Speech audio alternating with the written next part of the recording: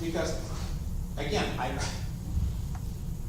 as they say, to be truly honest, I heard that on the radio today, to be truly honest, can you be falsely honest? It's a little like Washington people. This is a fact. This is a true fact. Can there be false facts? Yeah. Give us something. You can obscure the complete truth and obscure it for. That is not the truth, is it? Yeah, it is, because what you're saying is true, but you're not saying other things that Okay. would otherwise be pertinent. I just think it's funny when people say, to be truly honest with you. Okay, I thought being honest meant to be true. You mean, I look at it as doing, I really believe in what Dan Simon said is, when people ask me what I do, if they're really curious, I don't teach. I help students be the best they can possibly be. That's why I do this. That's my why. What I do is the classroom. How I do it is in these settings. Because are there other ways to teach? So I'm always working on what is my why. How I do it is pretty well defined. What I do is teach. You also want to make sure that as you start thinking about your value proposition, that it also has a visual side to it. That the images you think about communicate well. Images communicate much faster than words, or so the research tells us. In fact, do you think we're a bit of a visual society today? How many here have a smartphone? How many here send texts on it? Look at images, have your pictures on it. Very much a visual society today. Is television, whether that be streaming or broadcast, a big thing? People binge, we have a new phrase now called binge watching. I binge watched House of Cards. It took me 2 days. I got through the whole thing in 2 days. Not my wife did, I got to listen to the background of some of it. But you need some visual. Images communicate much faster than words, so you need to try to show something about what you do. I looked at a couple of people's websites, and I looked at a lot of naturopath websites. What is it about showing pictures of mountains and forest places?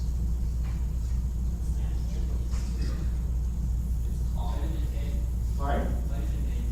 Oh, okay. I go on to well, there's 2 things. I'm just curious. You got to help me here, because I'm not an expert in this with your, I want to become an expert on what you do. I want to write a book on marketing for naturopaths. That's my goal in life for the next 3 to 5 years. I really want to do that. So this is really interesting. What is it about green? I go on to almost every naturopathic website under the green. Green is the color. So either, was this whole thing started by Kermit or something? It's green. The color is green in about 90% of them. And there's always pictures of fields, streams, or mountains of trees. Lots of trees. Never pictures of people. Never pictures of healthy people. Never pictures that say, wow, I look at that and I go, wow, that's a great place. I'd like to vacation there. I'm just curious, what?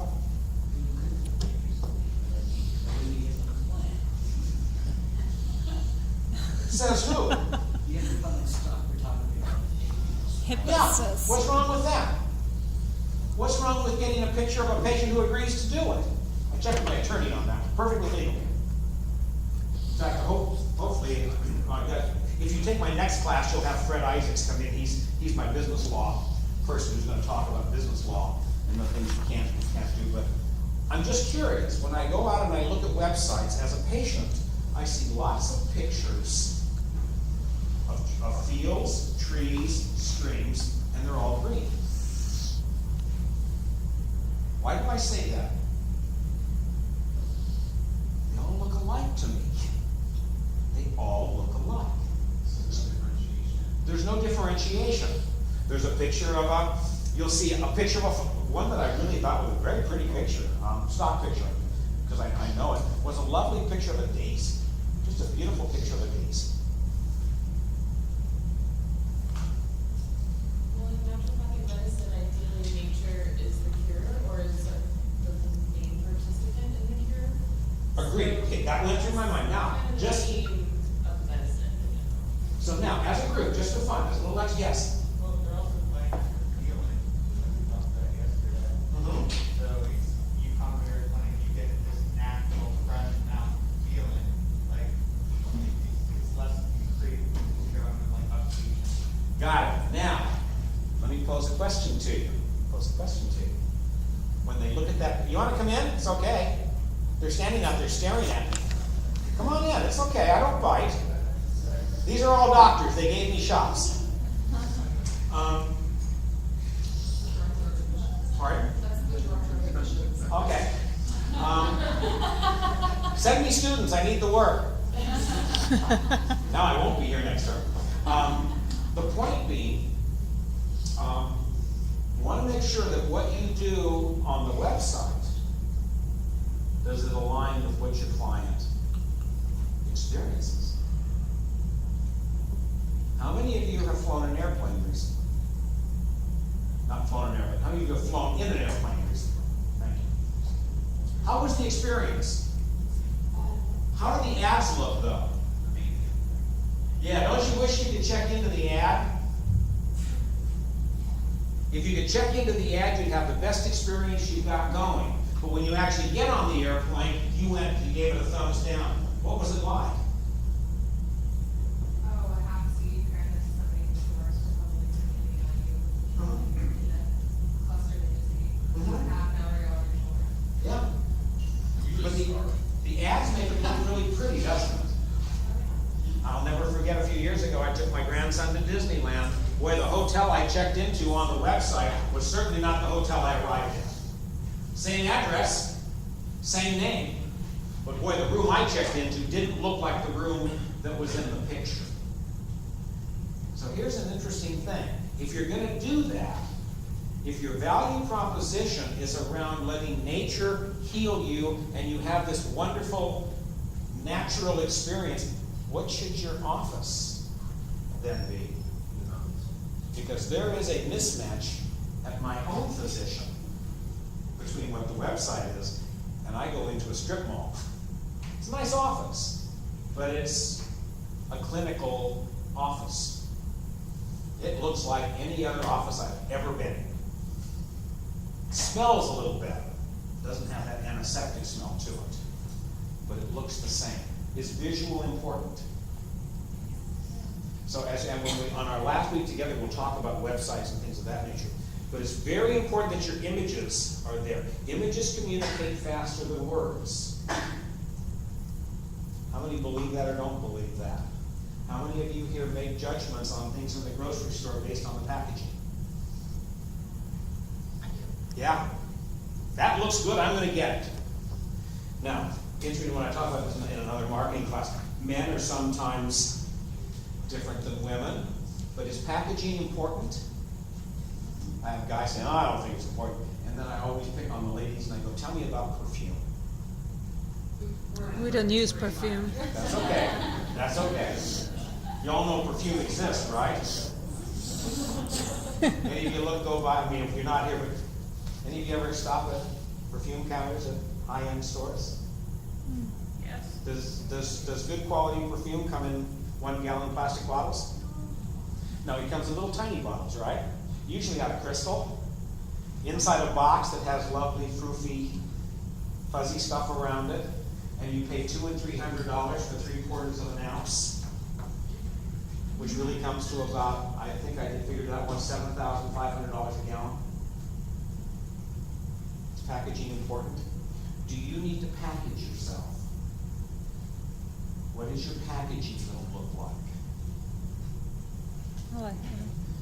So how do we tell good value propositions from bad value propositions?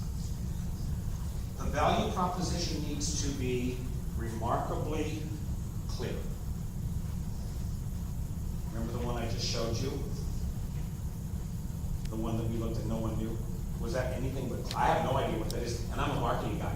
I stared at that one, I went, this thing is absolutely horrendous. Is that a value proposition? That was a value proposition, yes. Oh, okay. That was a value proposition. So you need to use whatever it is to be very clear and to make it very succinct in terms of what you do. And that can be in your images as well. The value proposition needs to be in language of the customer. Of the customer. It should join the conversation that is already going on in the customer's mind. I don't know, when I was in my doctoral work and we were hanging around talking about education, and you probably do the same thing. How do you guys talk amongst yourselves? Do you talk in regular language or in doctoral language? You're talking crazy student. Okay, you talk in crazy student language. But as you get better, I notice with people that I work with, it becomes very comfortable for you to talk in doctor language. And again, when I go see my other physician, she talks to me in doctor language. Again, I'm from the patient perspective. Why is that a problem for me? You don't understand. I don't understand it. I'm a smart guy, I think. I have a doctorate degree, which means I'm this smart in a subject that wide. Get me in my field, boy, I know all the right terms. But your value proposition needs to be, and I want to encourage it to be, and I wrote this down, it should join the conversation that is already going on in the customer's mind.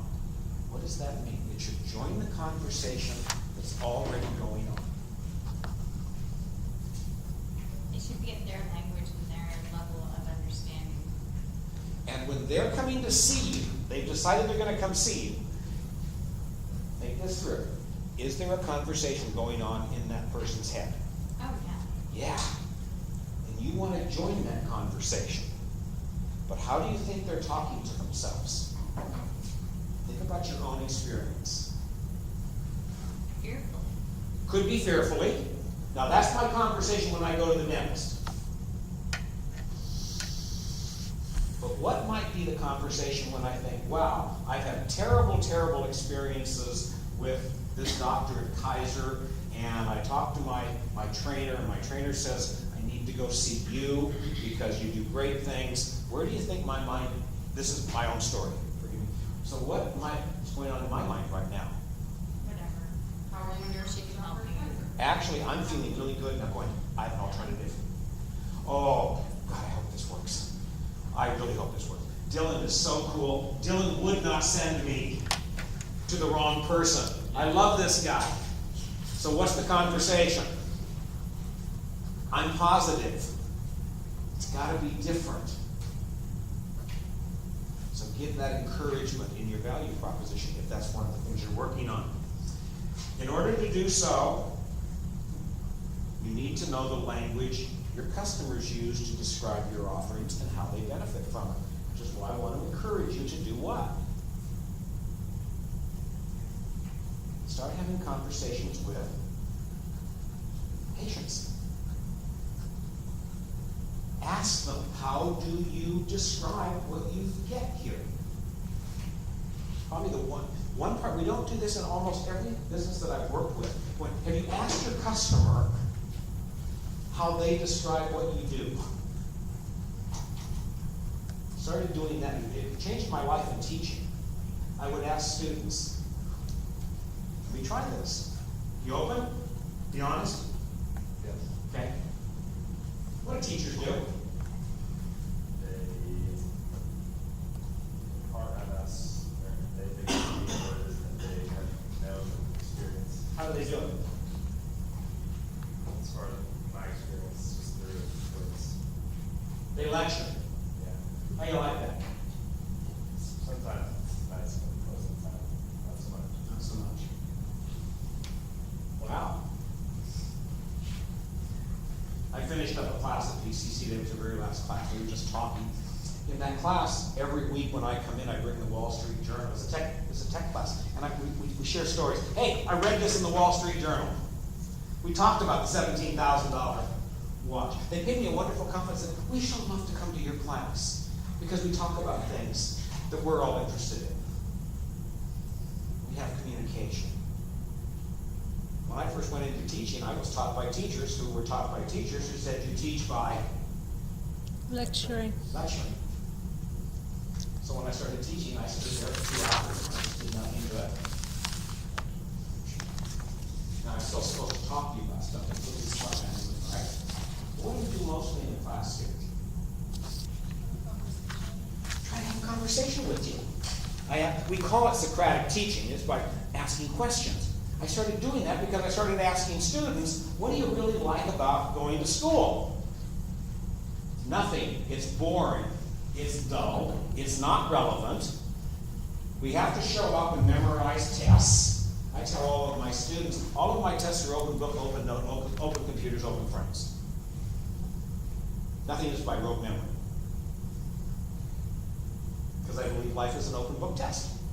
Wow. My whole attitude about teaching changed. It became fun all of a sudden.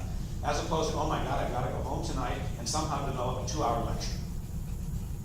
As opposed to, really only got to come up with 1 or 2 starting questions and see where the class goes from there and keep them focused. Make sense? So ask your patient, what do you think it is to be here? How do you describe what goes on here? What kind of, I'm going to assume none of you have done that. What kind of answers do you think you might get? Because who's buying your service? Your patient.